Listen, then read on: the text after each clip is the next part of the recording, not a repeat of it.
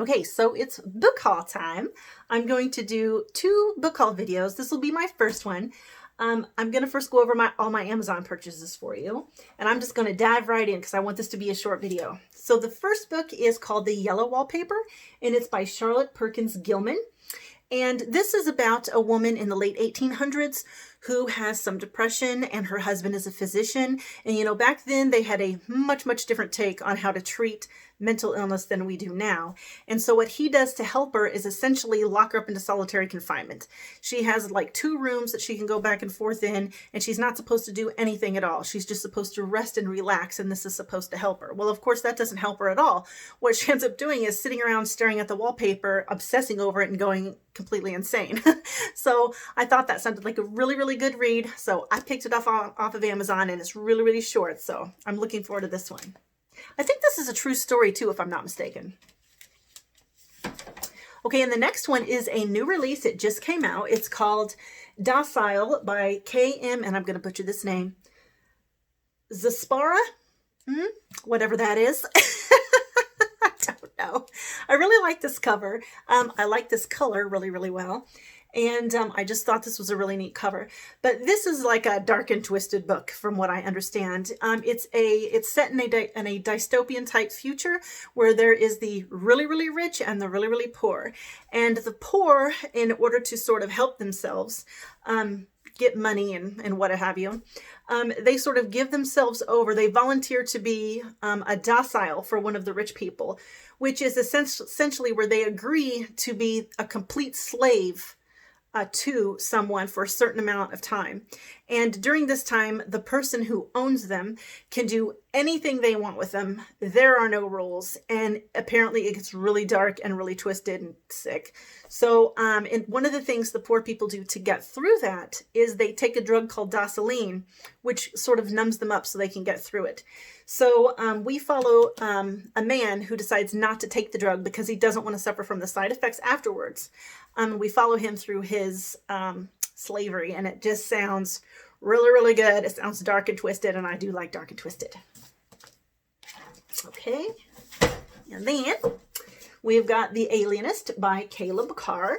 And this is a murder mystery novel. I actually really wanted to get this as one of my add-ons for the Book of the Month Club, but by the time I got around to adding it on, it was sold out. So I just went to Amazon and found like a used copy there.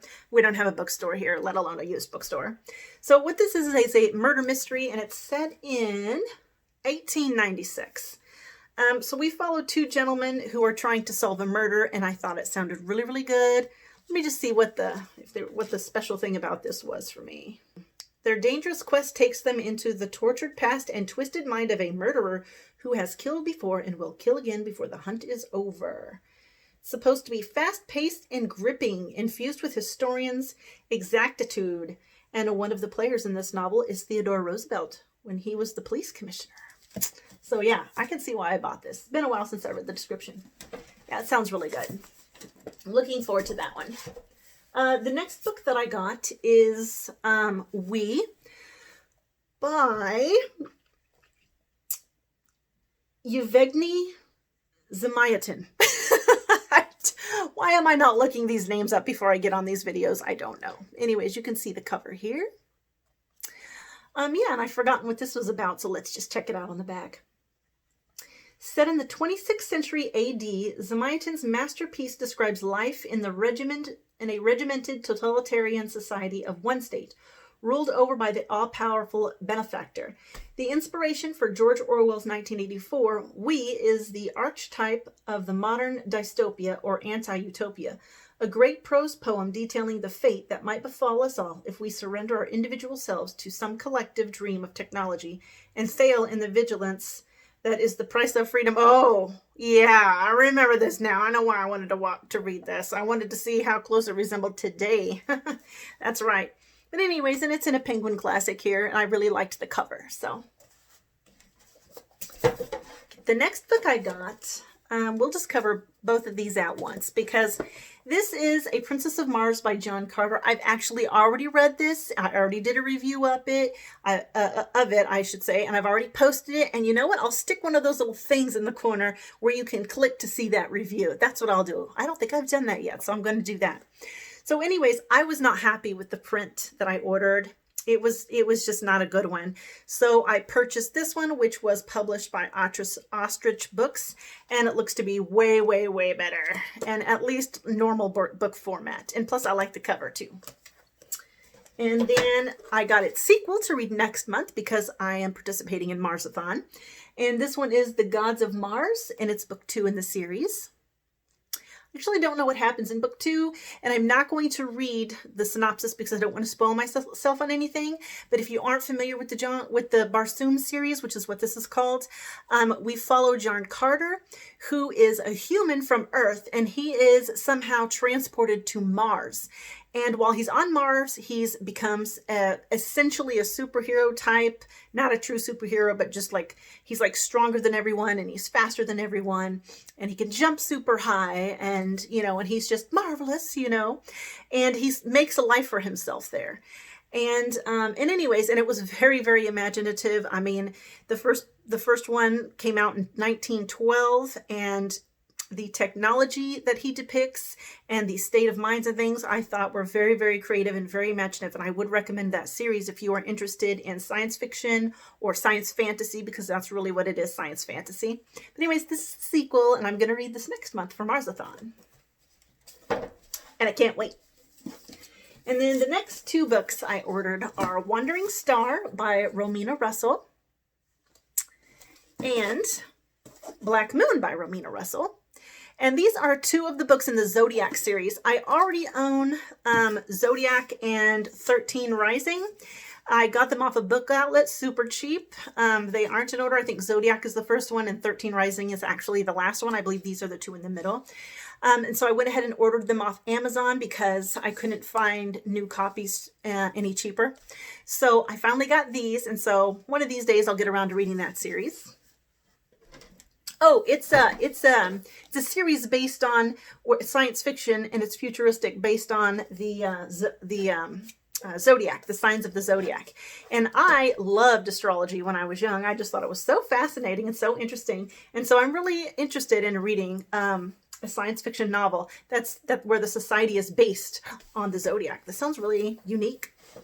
Okay, the next book I got, I actually saw this series on Pints and Paperback. It is called The Book of the New Sun. I believe it was written as 1 book, and then the publishers broke it down into 4. And I found 2 editions. I found all 4 books broken down into 2 editions. So the Book of the Sun series by Gene Wolfe. Volume 1 of this version anyway is called Shadow and Claw. And like I said, contains the first 2 books in the series. And it's a fantasy series. And I don't have a synopsis to read to you, and darned if I remember what this is about. I should have just been more prepared for this, and I wasn't. Sad, Brandy, sad. Anyway, you can look it up if you're interested. You get the picture. Shadow and Claw. And then the second half is called Sword and Citadel. Right there. And I'm looking forward to reading that. The guy on Pints and Paperbacks really spoke highly of it, so I'm really looking forward to reading it. The next one is The Splendid Vile by Eric Larson, and I got this as my Book of the Month Club pick. And it's nonfiction, and it is about Winston Churchill. On Winston Churchill's first day as Prime Minister, Hitler invaded Holland and Belgium. Poland and Czechoslovakia had already fallen, and the Dunkirk evacuation was just 2 weeks away. For the next 12 months, Hitler would wage a relentless bombing campaign, killing 45,000 Britons. It was up to Churchill to hold the country together and persuade President Franklin Roosevelt that Britain was a worthy ally and willing to fight to the end. So anyways, yeah, you get the idea there. I'm really looking forward to reading this. I don't really know that much about Winston Churchill.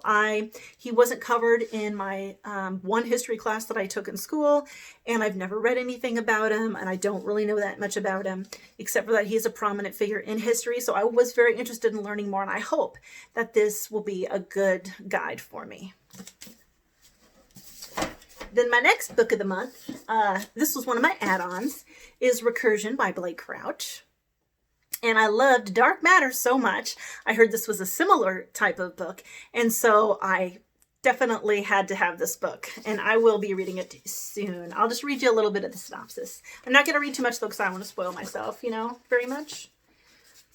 Okay. Memory makes reality. That's what New York City cop Barry Sutton is learning as he investigates the devastating phenomenon of the media has dubbed false memory syndrome, a mysterious affliction that drives its victims mad with memories of a life they never had. Sounds good. Really excited to read that one, especially after reading Dark Matter. And then my next add-on was And Then There Were None by Agatha Christie.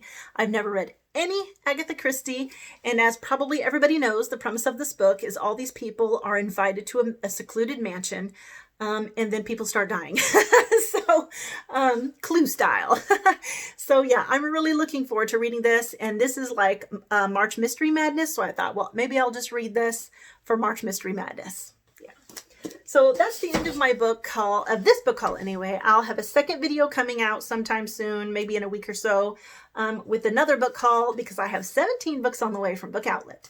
And you know, of course, I wasn't going to purchase any more books, but you can see what happened there. Anyway, so yeah, these books, next time is Book Outlet book haul, and that's all.